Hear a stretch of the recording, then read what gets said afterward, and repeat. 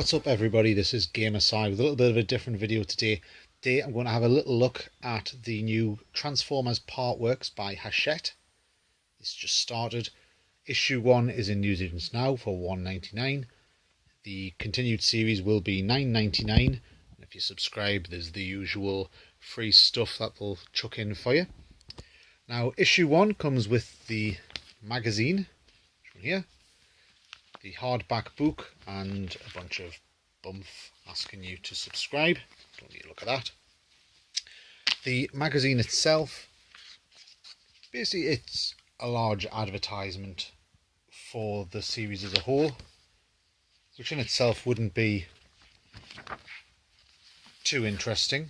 Little things, I mean, if you're into G1 Transformers, you know all this already, of course. However, it does fold into a very, very nice old school picture. I don't recognise this one, but it does look like the sort of thing that used to be on the back of boxes in the G1 era.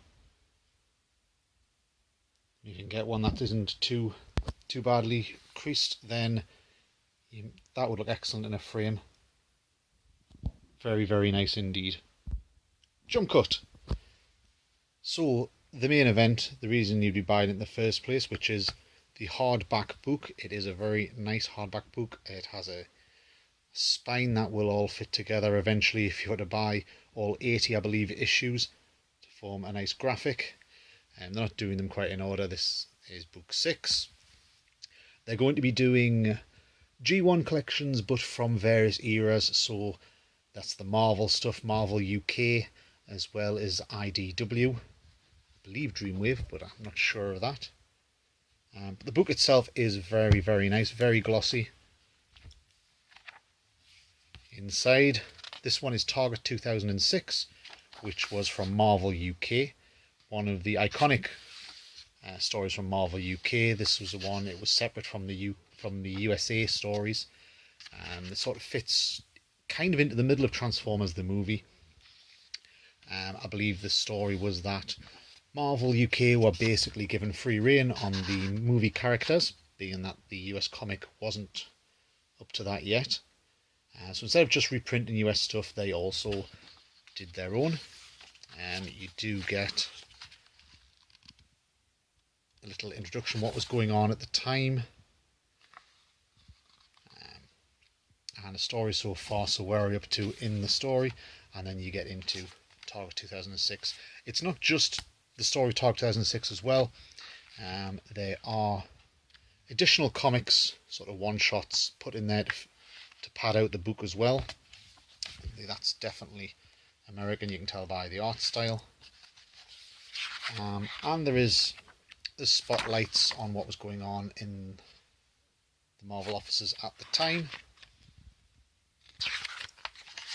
as well as little profiles on the characters that you'll find within it.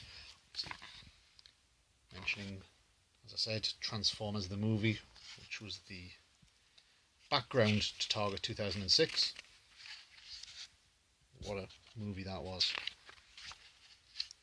Cover art. A very, very nice book. So the regular price will be $9.99.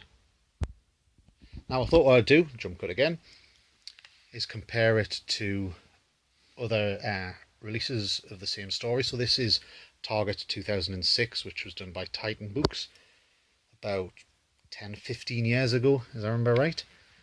It's the same story. You can see, however, reprinted in a softback. It does have some of the background of what was going on at the time. See, Transformers UK. And it is a very nice printed book. It doesn't have the extra comics in that the latest Hachette one does. However, the quality of the print is about the same. See, from the Titan book to the Hachette.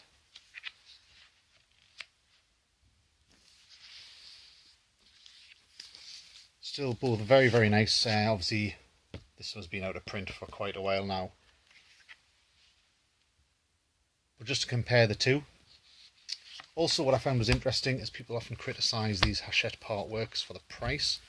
Well, if these are going to be $9.99 each for the hardback with extras, the Titan graphic novel in softback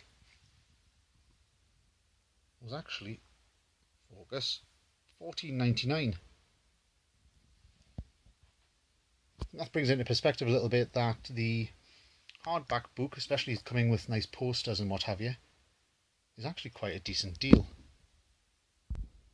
Alright, one last comparison I wanted to show. I do still have all the original comics from the UK run. See, this is from September 86. It was a whopping 30 pence. Came with a free poster, which actually is still in there. This is the original run of Target 2006, so let's have a look at 2, see if there's any. Basically, it's the same. They haven't recolored, although I believe they are planning to recolor some of the black and white strips that were released. Guess it looks a little bit brighter on the new Hachette release. That might just be because this paper isn't 30 years old. The paper is definitely a better quality on the graphic novel, as you'd expect. UK comics from the 80s were a pretty low grade paper. But I can see it's basically identical. Just wanted to show the original against it. Value wise, I don't know. Obviously, it's not 30 pence anymore, but I have no idea what the UK comics currently sell for. I haven't looked. UK comics not being a particularly collectible thing. So in conclusion, Transformers, the definitive G1 collection. I like it. Even though I've already got all the original comics and quite a few other reprints through the years, I think I'm going to subscribe to this. £10 for really nice hardback books with a bunch of extras. You can get a few things like you get a free cup and key rings and various other bollocks. I don't think that's a bad deal at all. It's the sort of thing I'd look forward coming through the door. So I would recommend it. If you're a Transformers fan, if you're a G1 fan, why not? Transformers are huge business again, but the G1 stories were definitely the best. Alright, this is Gamer Si. Keep it hard.